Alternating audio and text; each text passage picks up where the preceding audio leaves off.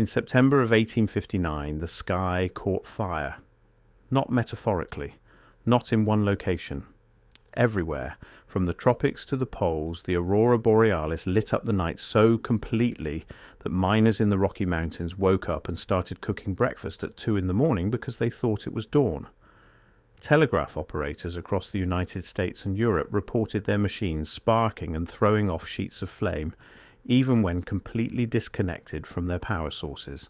Some kept transmitting on nothing but the raw electrical energy pouring out of the atmosphere.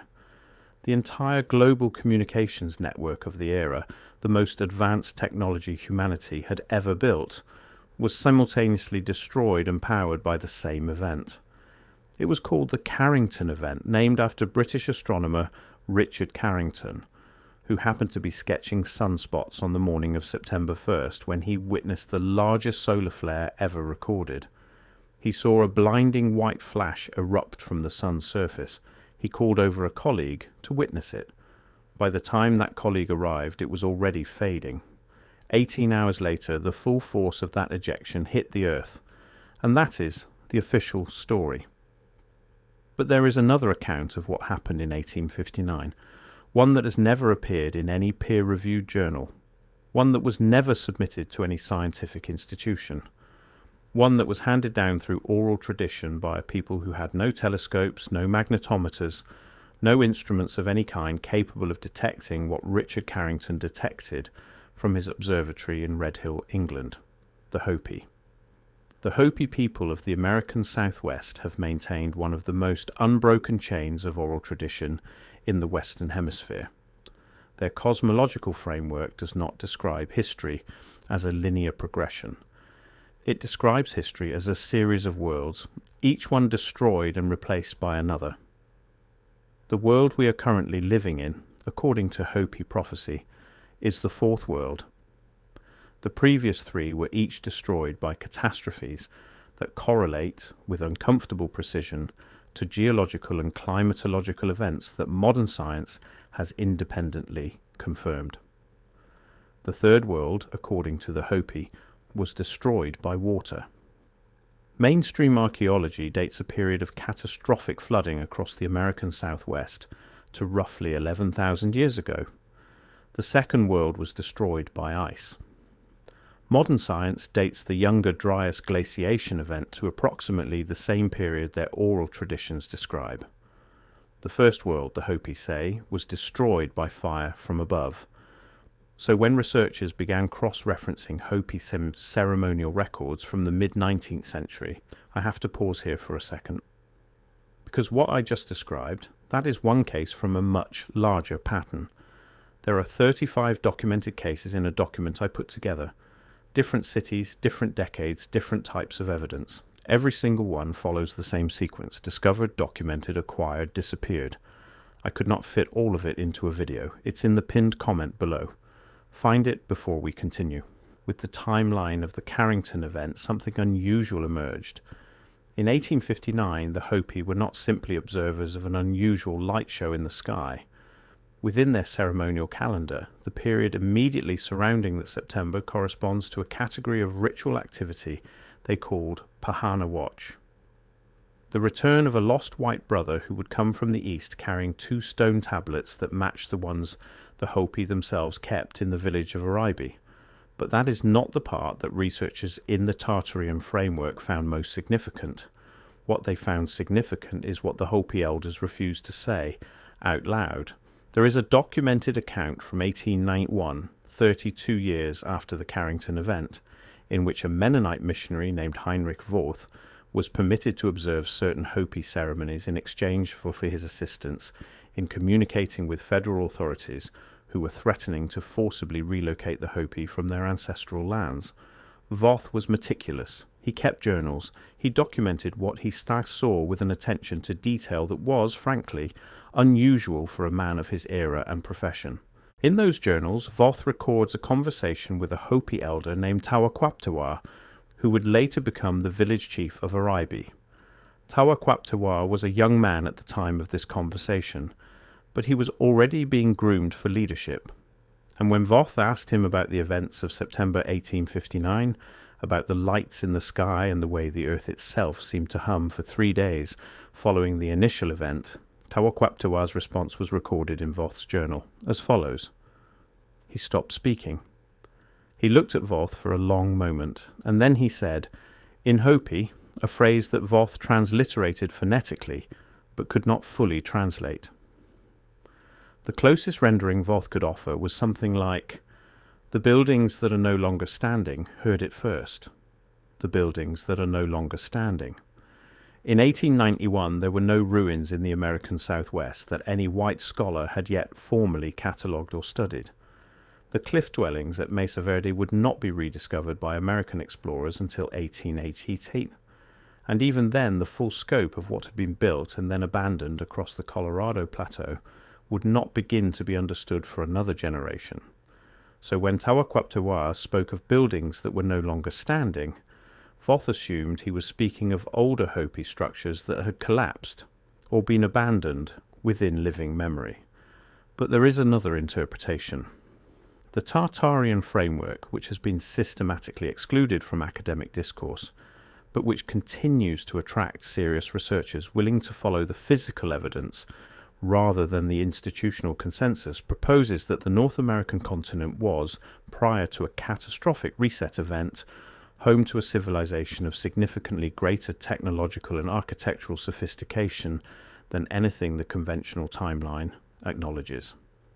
The evidence cited by researchers in this framework includes the anomalous construction techniques evident in certain pre-Columbian structures, the inexplicable distribution of certain architectural motifs across vast distances, and the persistent reports from early European explorers of encountering ruins of enormous scale that have since disappeared from both the landscape and the historical record.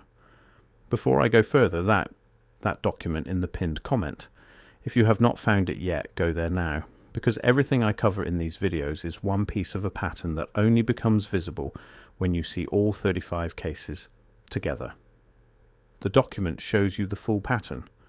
What I can show you here is the surface. What is down there is everything underneath it. Pinned comment, now, then come back. The 1893 World's Columbian Exposition in Chicago is a recurring reference point in Tartarian research. The so-called White City, constructed in under 2 years by a workforce using supposedly primitive equipment, featured buildings of a scale and ornamental complexity that professional architects of the era openly described as impossible to have built within the given time frame. The official explanation that temporary plaster structures were erected over wooden frames has always existed in uncomfortable tension with photographs from the period showing what appear to be genuinely massive stone and masonry constructions. And after the exposition closed, rather than dismantling the structures, most of them were simply burned. The Great Fire of the White City in 1894 destroyed nearly everything. What didn't burn was demolished shortly after. This pattern, construction of extraordinary scale followed by rapid and total destruction, is one that Tartarian researchers identify repeatedly across the 19th century, particularly in the period immediately following 1859. The Carrington Event, if you understand it purely as an electromagnetic phenomenon, was devastating to the telegraph network. But the telegraph network was wire and simple electrical components. What would a geomagnetic event of that magnitude do to a civilization that had developed technology operating on principles that modern science does not currently acknowledge? What would it do to structures that were not simply architectural but were, as some researchers propose, functional in ways that the buildings we construct today are not? The Hopi had a word for the structures they built on high ground. Not their cliff dwellings, which were well documented, but an older category of construction they referred to in ceremonial contexts as solar receivers. Buildings oriented not just to track the movement of the sun across the sky, which many indigenous cultures did, but to collect and store something the sun periodically sent outward in large quantities. Something that in the Hopi cosmological framework was neither light nor heat, but a third thing, a kind of animating energy that their ceremonial calendar was designed to predict and prepare for. Modern plasma physicists have a term for what the Sun periodically ejects in massive quantities: coronal mass ejections. Charged particles travelling at millions of miles per hour, carrying with them a magnetic field that interacts with the Earth's own magnetic field upon arrival. The Carrington Event was the largest recorded CME in modern history, but it was not the only one. And the intervals between major CME events, when mapped against the Hopi ceremonial calendar with its complex system of solar and astronomical observation, produce a correlation that has been noted by at least 2 independent researchers who subsequently declined to publish their findings through academic channels. One of those researchers, a geophysicist who had spent 15 years studying the electromagnetic properties of ancestral pueblo and construction sites across the Four Corners region, gave a recorded presentation at a private conference in 2019. In that presentation, he described taking magnetometer readings at 17 different pre-contact sites across Arizona and New Mexico, and finding that a consistent subset of those sites showed anomalous residual magnetism in their stonework that was inconsistent with simple geomagnetic orientation. The stones themselves, in certain structures, had been magnetized in a direction, and to a degree that suggested exposure to an electromagnetic event of extraordinary intensity, an event strong enough to permanently alter the magnetic polarity of the iron compounds within the rock. He dated this magnetization event to the mid-19th century. The Carrington Event occurred in September of 1859. Now, this is where the official record becomes interesting in a way that is difficult to explain without the Tartarian framework. In the years immediately following 1859, across the American West, something happened to the population. This is not disputed by mainstream historians, although the explanation they offer is incomplete. Census records from the period show a dramatic depopulation of certain regions that had been, by all prior accounts, densely inhabited.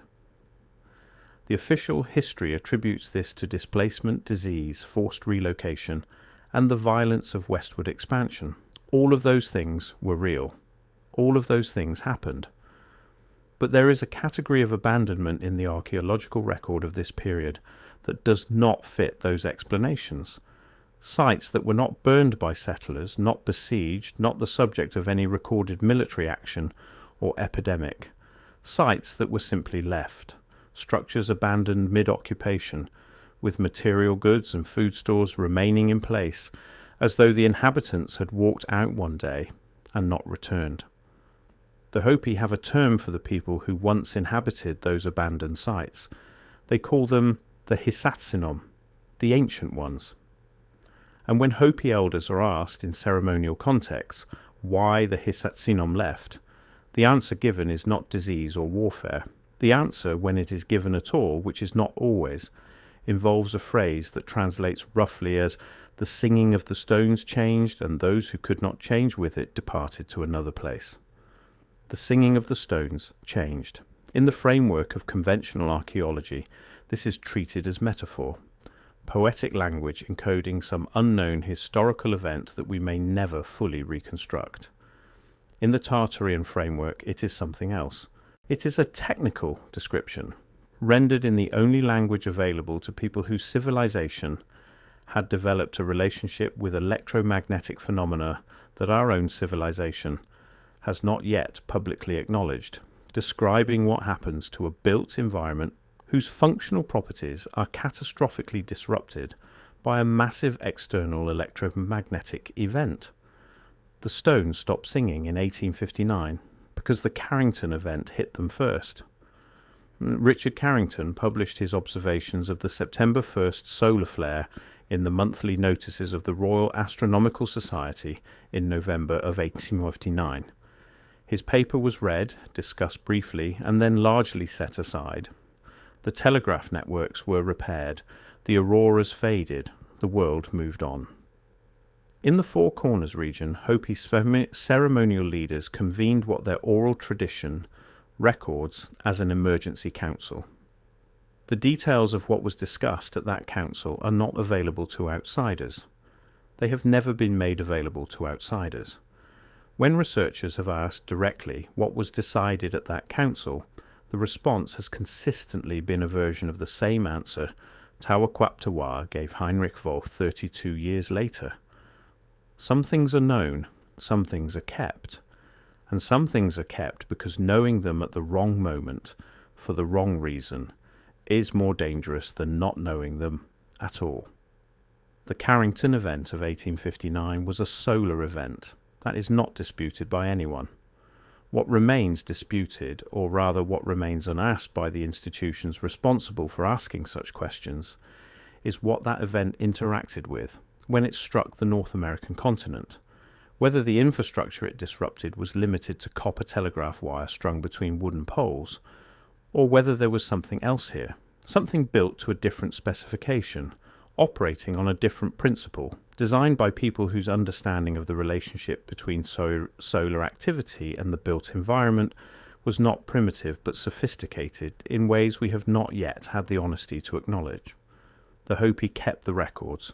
They encoded what they knew in ceremony and in architecture, and in the careful maintenance of an oral tradition that has survived every attempt to suppress or destroy it.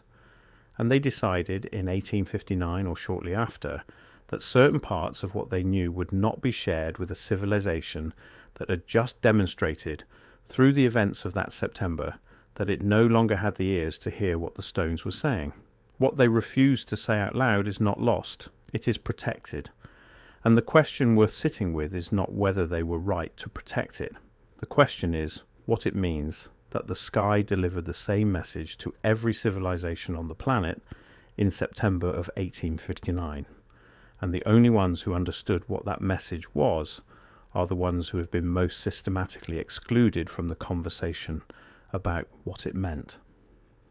The aurora faded in 3 days. The telegraph networks were rebuilt within weeks.